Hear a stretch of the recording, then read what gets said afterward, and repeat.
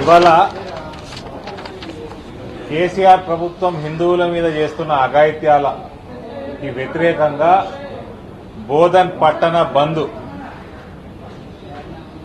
నిన్న Bharatiya Janata party call చేయడం జరిగింది. ఇవాళ బంద్ స్వచ్ఛందంగా ఎందుకంటే విపరీతమైన పోలీస్ ఫోర్స్ డిప్లాయ్ చేశారు బోధన్లో. ఈ రజాకారుల ప్రభుత్వం విపరీతమైన పోలీసులు 1000 మందికి పైన పోలీసులు బోధన్ పట్టణం ఎంత ఉంటుందా, అలా మెయిన్ రోడ్లు 2-3 మెయిన్ రోడ్లు ఉంటాయి దుకాణాలు నడిచేటి. 1000 మందికి పైన పోలీసులను అక్కడ పెట్టి ఎవరు కూడా బంద్ చేయకుండా అన్ని ఓపెన్ ఉండాలని ప్రయత్నం చేశారు. కానీ స్వచ్ఛందంగా హిందూ సమాజం ఒక్కటై ఇలా బోధన్ బంద్ పూర్తి స్థాయిలో సఫలీకృతమైంది.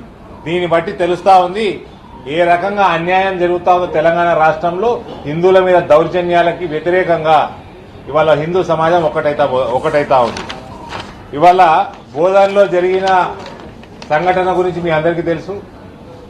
అక్కడ 6 నెలల క్రితం, సుమారు అనేక నెలల క్రితం బోధన్ మున్సిపాలిటీ తీర్మానం చేసింది అంబేద్కర్ చౌరస్తాలో శివాజీ విగ్రహము పెట్టుకోవడానికి. ఆ తీర్మానం గవర్నమెంట్ కి పంపడం జరిగింది. గవర్నమెంట్ దగ్గర అనేక నెలల నుంచి పెండింగ్ ఉన్నది. దానికి గవర్నమెంట్ మున్సిపాలిటీలలో స్టాచ్యూ పెట్టాలంటే గవర్నమెంట్ పర్మిషన్ ఇవ్వాలని కలెక్టర్ గారు చెప్తున్నారు. సో ఆ ఇంటి నెలలు ఎందుకు వెయిట్ అవుతుందంటే దానికి జవాబు లేదు. ఇక్కడ మున్సిపల్ మంత్రి ఏమో, ఈయనకు మున్సిపల్ మినిస్ట్రీ ఉండదు కదా కేటీఆర్కి, అంతేనా? ఆయన ఏమో బంగారం అమెరికా చేద్దామని అమెరికా పోయాడు.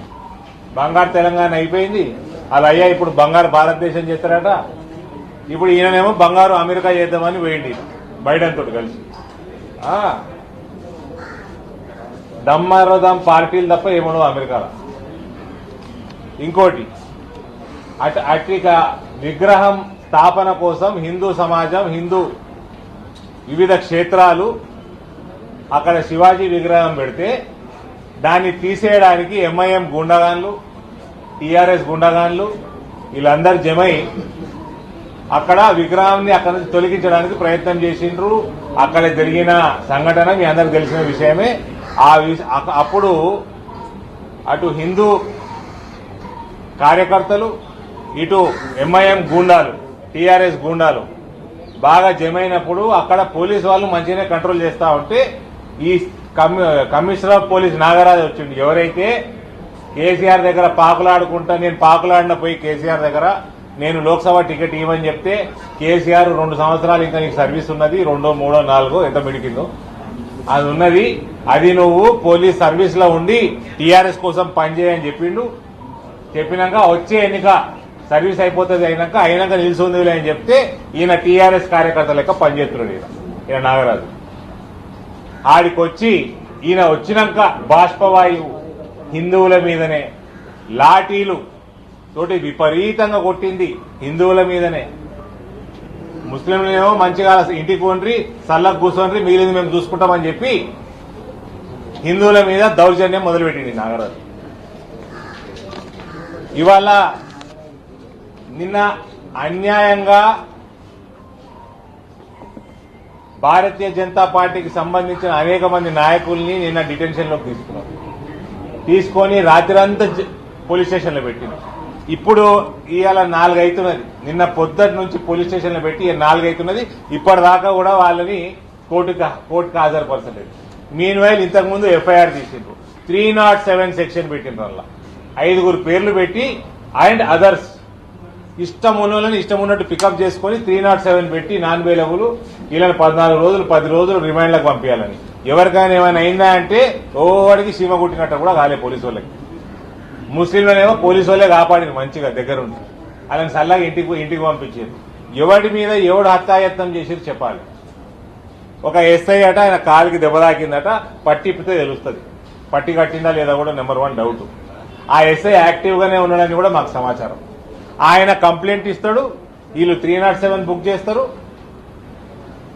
ఇక నాన్ బెయిలబుల్ పోయి ఇక వారం రోజుల 10 రోజుల బెయిల్ వచ్చే వరకు జైల్లో పెట్టాలి. ఇది నడుస్తా ఉన్నది హిందువుల మీద. దీన్ని పూర్తిగా వ్యతిరేకిస్తున్నాము. మేము పార్టీలో కూడా బండి సంజయ్ గారితో ఈ రకమైన పోలీస్ దౌర్జన్యం కుదరదని చర్చించి సంజయ్ గారు ఇవాళ సాయంత్రం అందరితో మాట్లాడి ఫర్దర్ యాక్షన్ ఏం చేయాలన్నది కూడా పార్టీ పరంగా నిర్ణయం తీసుకోవడం జరుగుతుంది. కమిషనర్ ఆఫ్ పోలీస్ నాగరాజుకు కానీ కేసీఆర్ కానీ ఆయన బిడ్డకి కొడుకుకు కానీ మేము చెప్తా ఉన్నాం, ఇవన్నీ నేర్పిస్తున్నారు మాకు. మీ అయ్యా కుర్చీ రేపు పోతుందా, నెల అయినాక పోతుందా, 2 నెలలు అయినాక పోతుందా కూడా ఏం కరలేదు. బిడ్డ ఈ కేసులు కాదు, మీకు తెలంగాణ రాష్ట్రంలో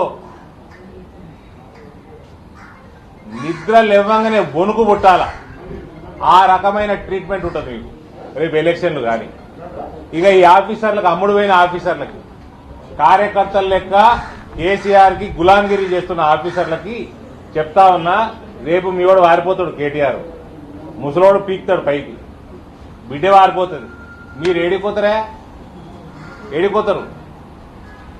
ఎక్కడ పోతారు? మీకేమి ఇళ్ళ లెక్క ఆస్తులు లేవు కదా. అమెరికాలో విల్లాలు, ఆస్తులు, ఇన్వెస్ట్మెంట్ దేనిగా పోయినట్టు ఈయన సంపాదించింది అలా ఇన్వెస్ట్ చేయనీక పోయింది. బిట్ కాయిన్లు కొన్నాడట బాగా ఈ మధ్య, ఆ విషయమై అమెరికా పోయింది. సరే ఏం ఇన్వెస్ట్మెంట్ తీసుకొస్తాడు చెప్పాలంటే నేనే పోతా ఎయిర్పోర్ట్ రిసీవ్ చేసుకుని, నేనే ఆయనని స్వాగతిస్తా పూలదండేసి. లొట్టపీస్ ఇన్వెస్ట్మెంట్ కూడా లేవు తెలంగాణకు వచ్చేటి. వీళ్ళ ప్రభుత్వంలో వచ్చేటోడు కూడా భయపడుతున్నారు. అనేక